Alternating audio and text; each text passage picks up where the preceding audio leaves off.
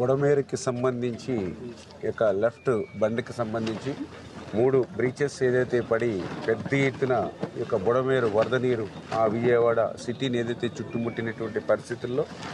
యుద్ధ ప్రాతిపదికన వాతావరణం సహకరించకపోయినా ఇంకొక పక్క బుడమేరు వరద ప్రవాహం రోజు రోజుకి పెరిగినటువంటి రోజుల్లో కూడా ఆ ఫ్లోలోనే ఆ రోజు కష్టంతో మరి వారం రోజులు నిరంతరం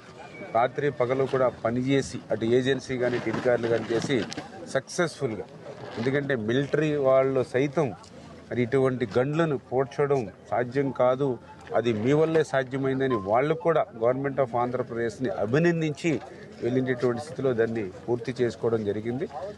ఏదైతే ఆ యొక్క గండ్లను పూడ్చి వేసినటువంటి కార్యక్రమంతో పాటుగా రేపు భవిష్యత్తులో కూడా, ఎందుకంటే మనం ఎమర్జెన్సీగా ఆ గండ్లను పూడ్చినప్పుడు కొంత ఆ వాటర్ ఫ్లోలో మనం పెద్ద పెద్ద బండ రాళ్లతో, ఎందుకంటే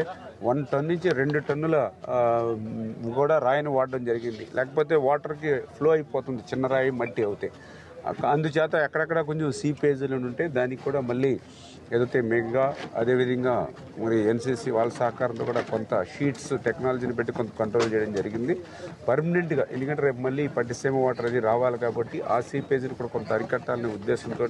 ఇప్పుడు మేము వేసినటువంటి బండ కూడా నేరోగా ఉంది కాబట్టి దానికి ప్యారలల్గా ఇంకొక బండని రన్ చేసి ఈ 2 బండ్లకి మధ్యన బ్లాక్ కాటన్ సాయిల్తో ఫిల్ చేయడం ద్వారా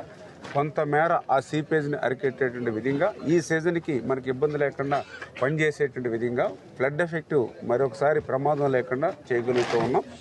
ఈ పనులు పూర్తయిన తర్వాత రేపు రాబోయేటువంటి రోజుల్లో చంద్రబాబు నాయుడు గారు కానీ ఎన్డీఏ ప్రభుత్వం కానీ చాలా క్లియర్గా ఏదైతే ఈ బండని ఇంకా స్ట్రెంగ్తన్ చేసుకోవాలి, అందులో పర్టికులర్గా ఇప్పుడు ఏదైతే గడ్లు పడినటువంటి ప్రాంతంలోనే ఎప్పుడు ఫ్లడ్స్ వచ్చినా కూడా అదే ప్లేస్లో పడుతుంది, ఎందుకంటే పులివాగు నుంచి వచ్చేటువంటి వాటర్ కూడా డైరెక్ట్గా పడుతుంది. అంచేత ఫ్యూచర్లో దాన్ని మరింత స్ట్రెంగ్తన్ చేసి ఏదైతే రిటర్నింగ్ వాల్ కూడా కట్టి భవిష్యత్తులో ఆ 35,000 క్యూసిక్స్ వాటర్ కూడా దీంట్లో వెళ్ళేటువంటి విధంగా దీన్ని ఎక్స్టెన్షన్ అదేవిధంగా లైనింగ్ చేయవలసిన అవసరం ఉంది. అదేవిధంగా హెడ్ రెగ్యులేటర్ నుంచి కొల్లేరు వెళ్ళిపోయి వెళ్ళేటువంటి దాన్ని కూడా ఆక్రమణలు ఏవైతే గురున్నాయో వాటి మీద కూడా దృష్టి పెట్టి అవి కూడా తొలగించుకుని డైరెక్ట్గా కొల్లేరు వైపు వాటర్ వెళ్ళేటువంటి విధంగా ఒక ఆపరేషన్ బుడమేరు అయితే తొందరలోనే ప్రారంభించి రేపు భవిష్యత్తులో అంటే ఏదైతే బుడమేరు ఒక బెజవాడికి దుఃఖదాయనటువంటిది ఏదైతే ఉందో రేపు భవిష్యత్తులో ఆ భయం బెజవాడికి లేకుండా చేసేటువంటి బాధ్యత ఎన్డీఏ ప్రభుత్వం తీసుకుంటుందని చెప్పి తెలియజేస్తారు.